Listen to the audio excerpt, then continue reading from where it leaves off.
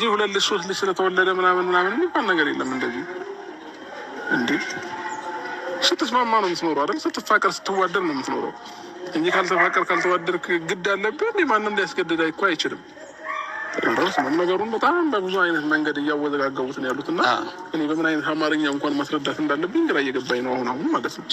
እና አሁን ይህን ነገር ለእናንተ የነገራችሁ ሲቀጥልስ እኔ ሰውን ፈርቼ ከሀገር መውጣበት ምክንያት ምንም አይነት ነገር የለም። ትክክል። እኔ ከፈጣሪ በስተቀር ማንንም ፈራ ሰው አይደለሁኝም።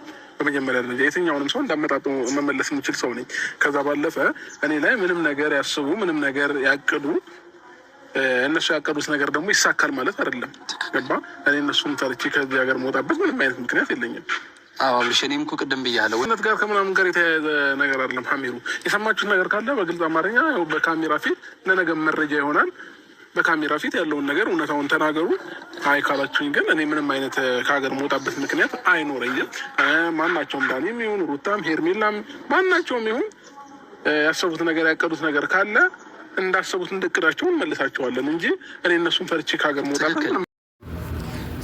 ሰላም ጤና ይስጥልኝ። ውድና የተከበራችሁ ውድ የቻናል ቤተሰቦች ለቤቴ አዲስ ከሆናችሁ ሼር፣ ላይክ፣ ሰብስክራይብ ማድረጋችሁን አትርሱ። እንግዲህ ዛሬ ላይቭ አልገባውም፣ አልተመቸኝም። ዝናብ ነው፣ ብርድ ነው። ዝናብ ብርድ ሲሆን ደግሞ ሀቂቃ ላይ ብዙም ስራ የለም ማለት ነው። ስራ አልወጣሁም ዛሬ ማለት ነው ውዶችዬ። እና እቃ ለመገዛዛት ወጣ ብዬ ነበረ ሳስበው ላይቭ ስላልገባው ለተመልካቾቼ ቪዲዮ ለማጋራት ለምን ቪዲዮ አልሰራም ብዬ ነው።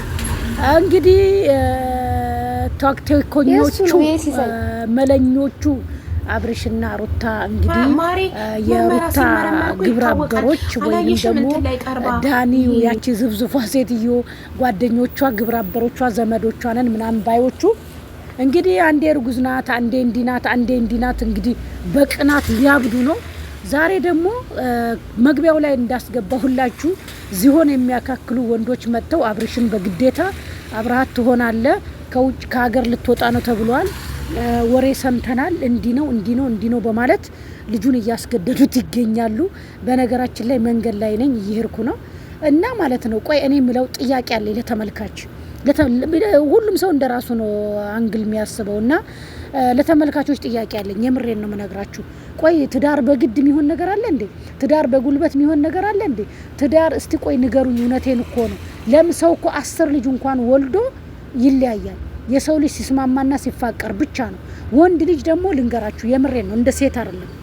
ሴት ልጅ በቃ ወዳ አፍቅራ እስከ ሞት ፍጻሜዋ ድረስ ብትጣላም ዙራ ትመለሳለች። ሆዷ በጅባጃ ነው፣ ልቧ እንደ ጡቷ የተንጠለጠለ ነው። በነገራችን ላይ መንገድ ላይ ስለሆንኩኝ የመኪና ጫጫታ አለ እና ወንድ ልጅ ደግሞ እንደዛ ነው ማለት አይደለም። ሲወድ ይወዳል ጥግ ድረስ፣ ሲቆርጥ ደግሞ ይቆርጣል። ቆሻሻ አውጥታችሁ ስትሉት እንዴት ነው? ወይንም ደግሞ ይሆን እንደዛ ነው። በቃ አንድ አውጥቶ ከጣለሽ ጣለሽ ነው።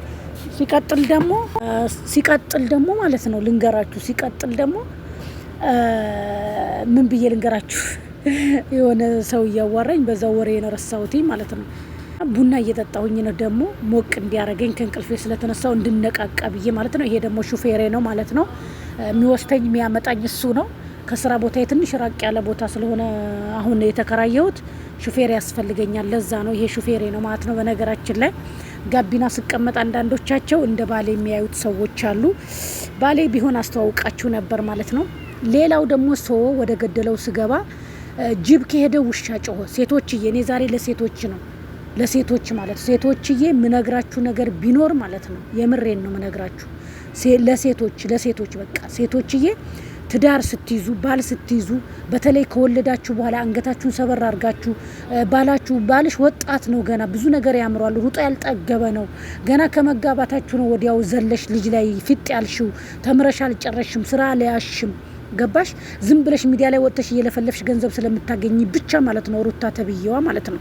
ስለዚህ አንዴ ከወለዳችሁ በኋላ ትግስትን ልመዱ። ኑሮን ያኔ ማጣት አለ ማግኘት አለ መቸገር አለ ብዙ በህይወት ብዙ ፈተና አለ።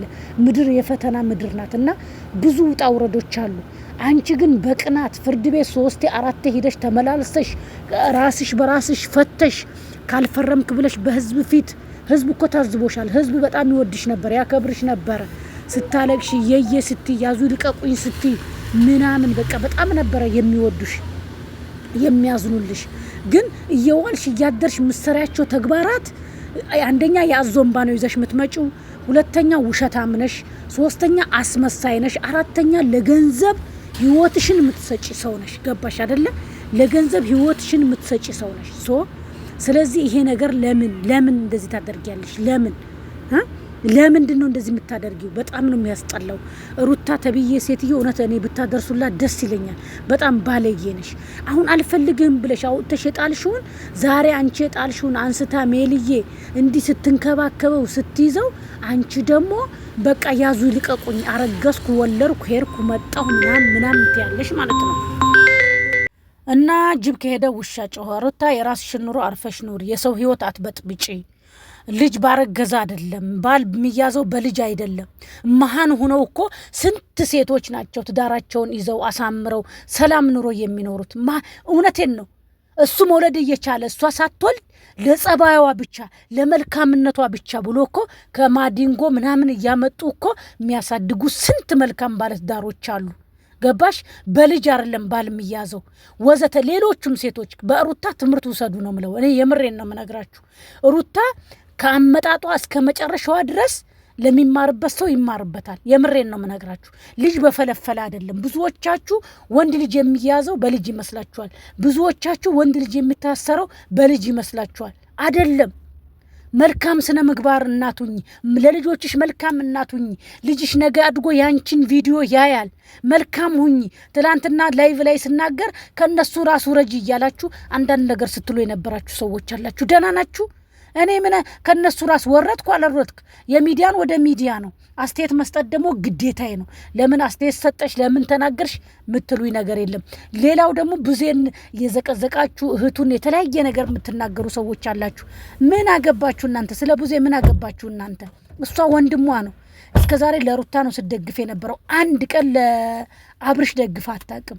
ዛሬ ግን ስለ ከፋት ነው ይሄን ነገር ስትናገር የነበረው። ለምንድን ነው እንደዚህ የምታደርጉት? ስለዚህ አንቺ ትዳርሽን የበተንሽውን በፍርድ ቤት የፈታሽውን አንቺ የጣልሽውን እነሱ ያዙልሽን ያዙ ይልቀቁኝ ምናምን በቃ እንደ ልጁ ይኑርበት። በቃ ተፋችሁ። እንደ አብርሽ አይነት ሰው መቼም አታገኝም። ጡር ይላል ጉራጌ። ስለዚህ ጡር አውጥተሻል፣ በገዛ ባልሽ በትዳርሽ ጡር አውጥተሻል። አታገኙም። ጅብ ከሄደው ውሻ ጮኸ የሚባል ነገር አለ። ስለዚህ የራስሽ ጥፋት ነው። ገባሽ? ጥፋቱ የራስሽ ነው። በቃ እንግዲህ ምንም ማድረግ አይቻልም። ቢጤሽን ፈልጊ። ገባሽ? ካረገሽም እንግዲህ ወይ የዳኒ ነው ወይ ያኛው ሽምግልና የላከው ሰውዬ ማን ነው?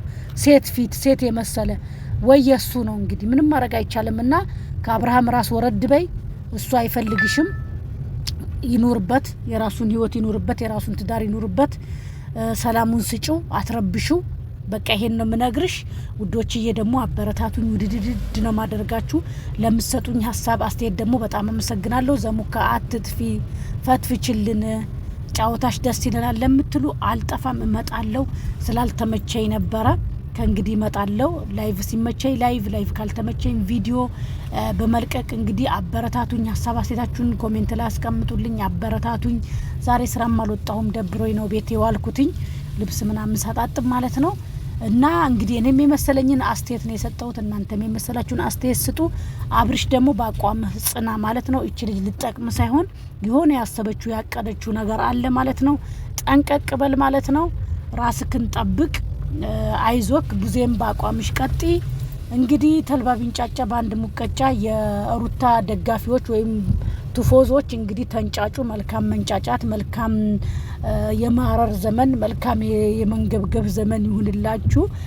እኔ ዘሙካ ነኝ። ወዳችኋለሁ። በያላችሁበት ሰላም ሁኑ። ሰላም፣ ፍቅር፣ አንድነት ለሀገራችን ይሁን። ሀገራችንን ሰላም ያድርግልን። አረብ ሀገርም ጦርነትን አላህ ያብርድልን። በያላችሁበት ደህና ሁኑ። ውድድ ነው ማረጋችሁ። ባይ ባይ። በአዲስ ቪዲዮ እስክንገናኝ ቻው። ወዳችሁ